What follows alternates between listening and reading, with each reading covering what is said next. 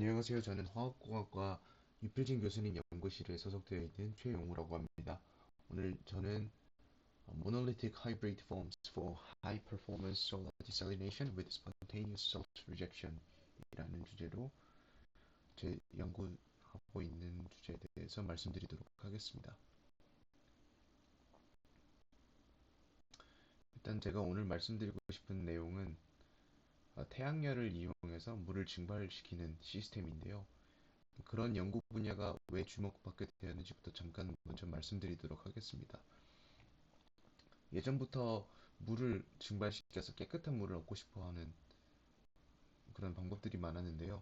예를 들면 열 교환 방식, 아니면 삼투압 방식, 아니면 일렉트로다이올라시스 방식을 이용한 그런 여러 가지 방법들을 통해서 깨끗한 물을 얻고자 하는 인류의 노력이 있어 왔습니다.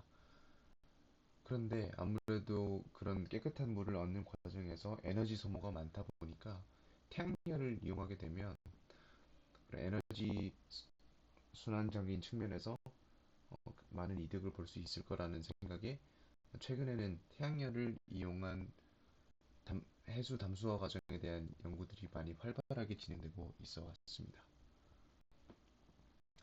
여러 가지 방법들이 있어 왔는데요.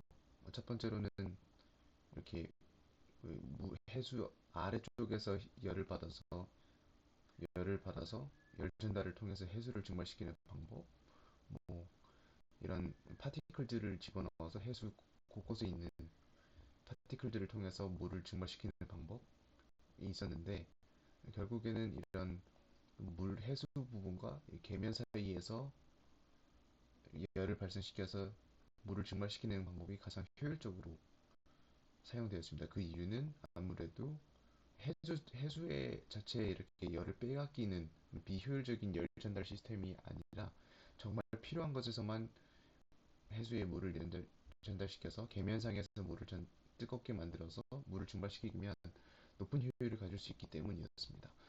이러한 방법을 통해서 그런 시스템으로 기반을 해서 이렇게 나온 또 여러 가지 방법들이 있어 왔고, 그러면은 이제 또 주목해야 될 점이 어떤 소재를 통해서 열을 잘 받아서 물 증발을 시킬 것이냐, 이런 문제도 있습니다. 그래서 많이 보고되었던 게 맥신, 알루미늄 나노파티클, 이런 소재들을 사용했었고요. 그 다음에 온전히 태양열을 물 증발시키는 데 사용되기 위해서는 열 손실이 적어야 되기 때문에 이런 뽁뽁이 같은 창문에 붙이는 뽁뽁이 같은 버블 랩을 도입하여서 열 손실을 최소화하는 그런 방법들도 있었습니다. 그리고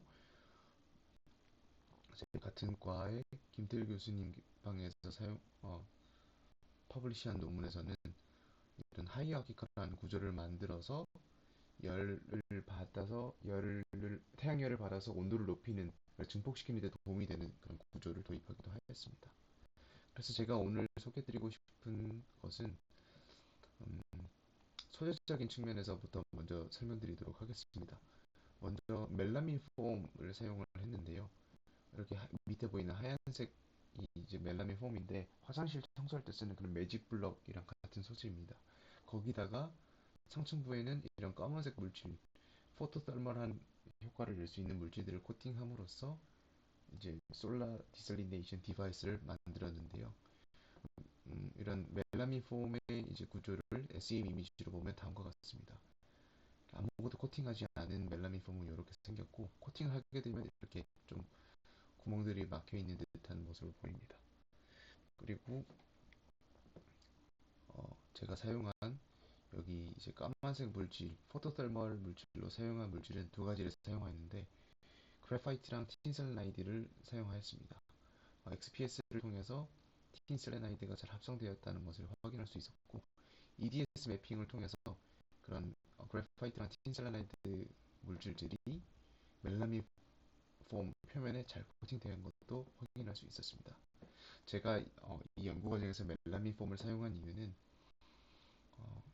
크게 두 가지 이유가 있었는데요.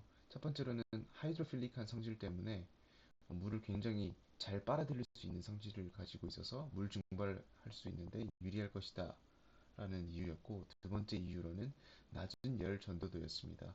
열 전도도가 낮기 때문에 태양열을 받았을 때 해수로 빠져나가는 그런 열 손실을 최소화할 수 있을 것이라고 생각하였습니다.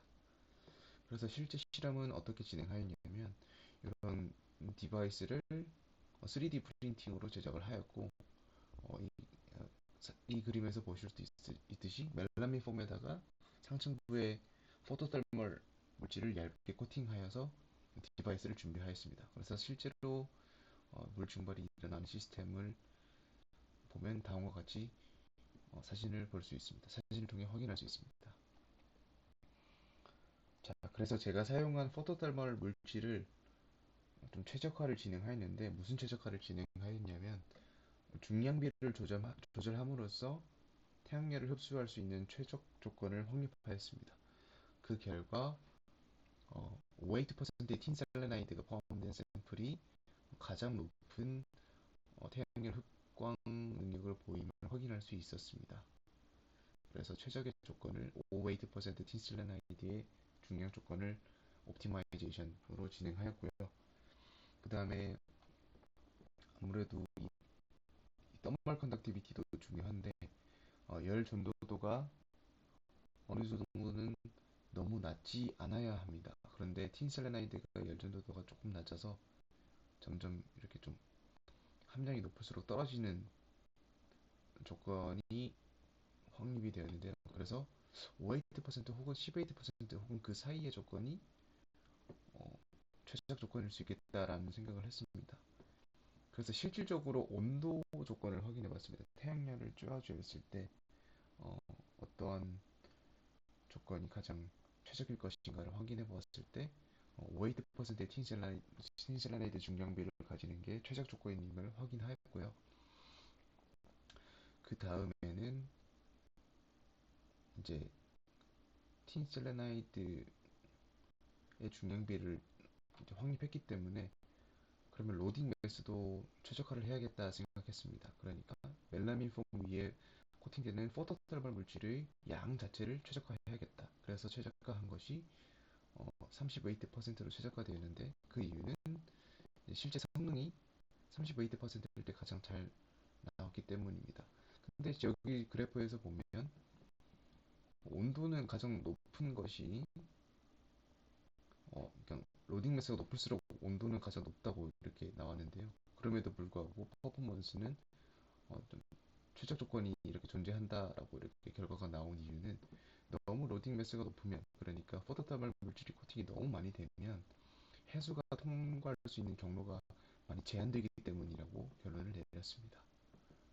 그래서 실제적으로 이렇게 성능에 관련된 지표들을 확인해 보면 태양이 어, 태양 조건이 이제 1선부터 3선까지 이렇게 실험을 진행했을 때 이런 식으로 선형적인 결과를 볼 수 있었고 효율도 어느 정도 비슷한 이렇게 경향을 보이지만 어, 태양이 너무 강력할 때 경우에는 효율적인 측면에서 좀 최대한으로 끌어내기는 힘든 것으로 보이는데 이것은 아마 온도 차이 때문에 그러니까 포토떨멀 이펙트가 의해서 과열된 상층부의 온도가 너무 높아서 하층부로 이제 손실되는 열이 좀 많다고 많기 때문에라고 생각됩니다. 그러니까 temperature difference gradient에 의해서 열 손실이 좀 많이 일어나기 때문에 이피션시가 좀 떨어지지 않나라는 생각을 하고 있습니다.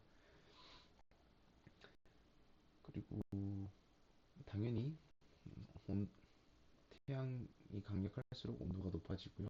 그리고 재미있는 것은 고염 조건에서도 그러니까 하시한 컨디션에서도 어느 정도 일정한 퍼포먼스를 보여주었고 그다음에 30일 이상의 테스트를 해보았을 때도 꽤나 안정성이 있는 퍼포먼스를 보여주었습니다. 그리고 가장 중요한 거 데이터가 될 수 있는 또 search rejection에 관련된 그런 파트인데요. 그 전에 앞서서 기계적 안정성에 대해서 먼저 살펴보았습니다. 인장기를 통해서 10번 정도의 이렇게 패럴렐한 한 방향과 perpendicular한 방향에 대해서 80% 스트레인을 가해서 압축 그리고 그다음에 다시 완화되는 그런 과정을 통해서도 이런 히스테리시스가 크게 발생하지 않는 것을 통해서 미케니컬 프로퍼티를 일차적으로 확보할 수 있었고, SEM 이미지를 통해서 이런 인장기록 80% 10회 반복을 하였음에도 불구하고 이런 SEM 이미지 상에서도 코팅이 잘 유지되고 있다는 것을 확인함으로써 이 솔라 디살리네이션 디바이스가 안정적인 미케니컬 프로퍼티를 보여준다고 결론 내릴 수 있었습니다. 그리고 이런 솔트 리젝션이 왜 어떻게 잘 일어날 수 있느냐에 대해서도 한번 이미지 분석을 통해서 확인해 보았는데요. 저배율에서 라지 포워드를 이렇게 확인할 수 있었고, 고배율에서는 상대적으로 작은 스몰 포워드를 캐치할 수 있었습니다. 이런 데이터들을 히스토그래프로 나타내면 다음과 같고, 평균 기공을 이렇게 다음과 같이 150 마이크로, 3.4 마이크로로 확인할 수 있었습니다. 아무래도 작은 포워들이 캐필러리티 포스가 높기 때문에 해수를 끌어올리는 데 좋은 그런 도미넌트한 역할을 하고, 그다음에 상대적으로 큰 라지 포워들에 대해서는 썰트가 리젝션이 되어서 해수로 빠져나갈 수 있는 역할을 한다고 결론 내릴 수 있었습니다. 그리고 실질적으로 이렇게 썰트 리젝션이 잘 된다는 것을 확인할 수 있었고, HWO에서 확립한 음용 기준에서도 4대 원소에 대해서 잘 충족할 수 있다는 것도 확인할 수 있었습니다. 그리고 염 조건을 카시하게 가해줬을 때도 염이 잘 배출되는 것을 확인할 수 있었고, 10분도 안 걸리는 시간에 모든 염이 잘 빠져나갈 수 있다는 것을 보임으로써 안티 파울링 효과 혹은 솔트 리젝션 효과가 굉장히 탁월하다는 것을 입증할 수 있었습니다. 그래서 다른 물론들과 비교해 보았을 때 퍼포먼스가 막 엄청나게 뛰어나진 않지만 이제 솔트 리젝션 타임이 굉장히 짧기 때문에 어, 준수한 성능을 보이면서도 이제 솔트 리젝션이 아주 우수한 성능을 보여줄 수 있었습니다. 그리고 마지막으로 프랙티컬리티를 확인하기 위해서 제2연구 종합동 옥상에 올라가서 실제 태양에 대해서도 실험을 해보았는데요. 당연히 온도는 이제 우리가 잘 알고 있는 오후 2시에서 3시 사이에서 가장 높은 것으로 확인이 되었고, 하지만 반면에 성능은 태양 고도가 가장 높은 12시, 오후 12시 부근에 가장 높은 성능이 확인이 되었습니다.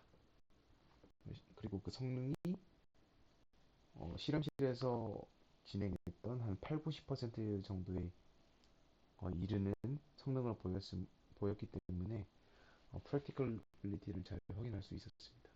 결론적으로 마무리를 하자면 모놀리틱 기반의 솔라 이베포레이터를 만들어서